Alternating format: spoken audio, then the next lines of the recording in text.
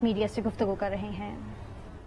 اس لیے کہ عمران خان صاحب خود اپریل 2021 میں فیصلہ کر کے گئے ہیں کاؤنسل آف کامن انٹرسٹ کے ذریعے کہ اگلا الیکشن نئی مردم شماری پہ ہوگا۔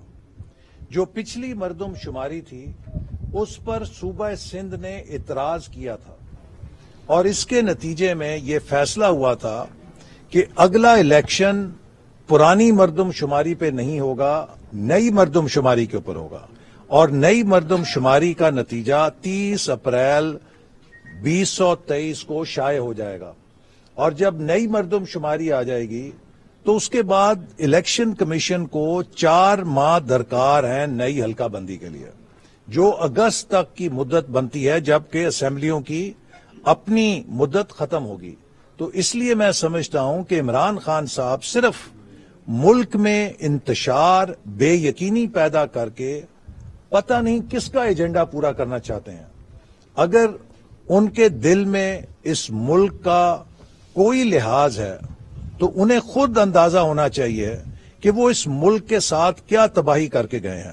ہماری حکومت آنے سے 10 دن پہلے وزارت خزانہ نے ترقیاتی بجٹ کی آخری قسط جاری کرنے سے انکار کر دیا تھا کہ خزانے میں پیسہ نہیں ہے اور خزانہ خالی ہے۔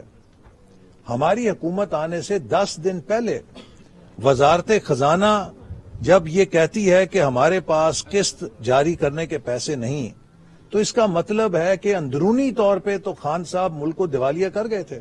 اور یہ میں نہیں کہہ رہا، یہ شبر زیدی جو ان کے اپنے چیئرمین تھے FBR کے، انہوں نے کہا کہ خان صاحب نے ملک کو دیوالیہ کر دیا۔ شیخ رشید نے کہا کہ شکر ہے ہم حکومت سے نکل گئے ورنہ بڑے وٹے پڑنے تھے، بڑے پتھر پڑنے تھے۔ تو مقصد ہے کہ انہیں خود پتا ہے کہ وہ ملک کا کیا حشر کر کے چھوڑ کر گئے ہیں۔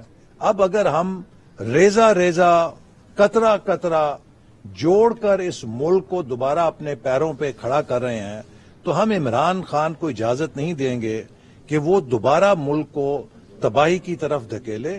ہم انشاءاللہ تعالی اس ملک کی معیشت کو بھی بحال کریں گے، ہم اس ملک میں سیاسی استحکام بھی لے کر آئیں گے، اگلا الیکشن بھی ہوگا، اور اگلے الیکشن میں عمران خان صاحب کا وہی حشر ہوگا جو کراچی کے بلدیاتی الیکشن میں، جہاں پر انہیں دعویٰ تھا کہ ان کی 14 نشستیں ہیں، ان کا وائٹ واش ہو گیا ہے۔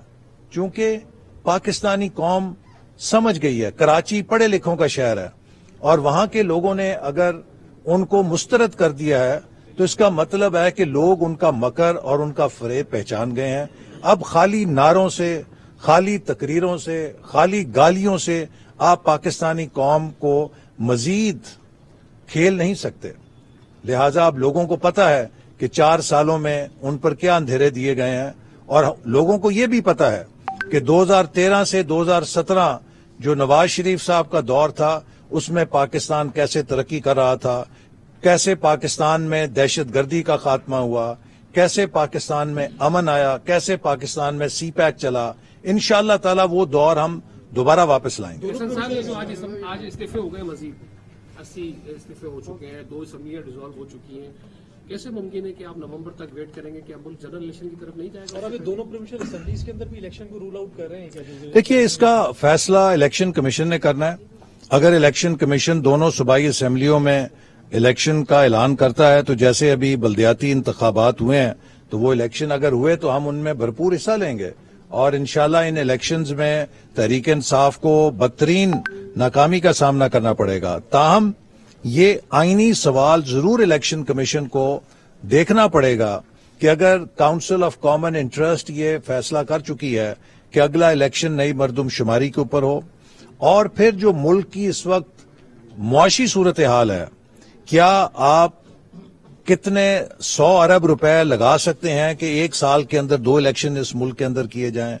اور اگر بالفرض مان بھی لیا جائے کہ ہم ارلی الیکشن ملک کے اندر کرنا چاہتے ہیں، تو کیا پاکستان کے پاس اتنی معاشی سپیس ہے کہ اگلے 6 مہینوں کے لیے آپ پاکستان کو بے یقینی کے اندر پھینک دیں؟ چونکہ الیکشن کا مطلب یہ ہے کہ اگلے 3-4 مہینے ملک میں کوئی حکومت نہیں ہوگی، ایک نگران حکومت ہوگی جس کا مینڈیٹ صرف انتخابی عمل کی نگرانی کرنا ہے وہ کوئی پالیسی فیصلہ نہیں کر سکتی. اور پھر اس کے بعد الیکشن کے بعد اس بات کی کیا ضمانت ہے کہ کوئی مستحکم حکومت آ جائے گی؟ کیا کوئی نیا بحران نہیں پیدا ہوگا؟ تو کیا اب جب پوری دنیا بحران میں ہے، آپ دیکھیے نیوزی لینڈ کے وزیر اعظم نے استعفیٰ دے دیا معاشی بحران اور چیلنجز کے پیش نظر. برطانیہ کے اندر ہڑتالیں ہو رہی ہیں، وہاں پہ کتنے وزیر اعظم آئے اور چلے گئے. فرانس کے اندر ہڑتالیں ہو رہی ہیں، امریکہ کے اندر افراط زر بے قابو ہو رہا ہے. پوری عالمی معیشت اس وقت بدترین معاشی بحران میں ہے، اور ہم تو خود ایک بدترین معاشی بحران سے گزر رہے ہیں جس کی ورثہ ہمیں ملا ہے خان صاحب کی حکومت سے.